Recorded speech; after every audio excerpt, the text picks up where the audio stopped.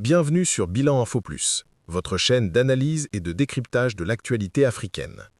Aujourd'hui, nous revenons sur une situation qui, malgré les annonces officielles, reste toujours dramatique sur le terrain.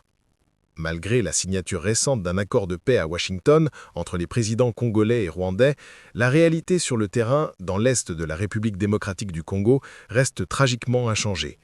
Car pendant que les diplomates se serrent la main, les populations, elles, continuent de fuir pour sauver leur vie. Dans le sud Kivu, de violents affrontements ont éclaté, entraînant un nouvel exode. Des centaines de civils, paniqués, traversent les frontières et cherchent refuge au Rwanda. Les localités de Lovunji, de Katogota et de Kamagola ont été de nouveau bombardées, plongeant leurs habitants dans la terreur.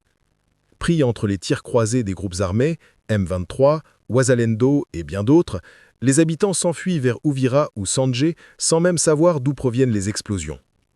Les témoignages parlent de bombes qui s'abattent sur les maisons, de familles déchirées, de morts laissées derrière dans la confusion totale.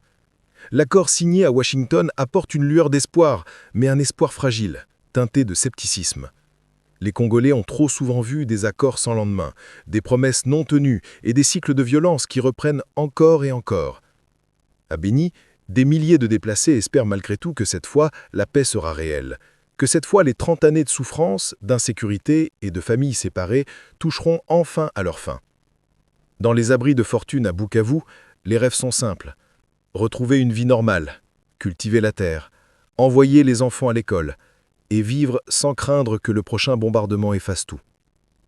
Ce que les populations attendent aujourd'hui, ce n'est pas un accord de plus, c'est une paix durable, une paix concrète, une paix qui leur rendra enfin leur humanité.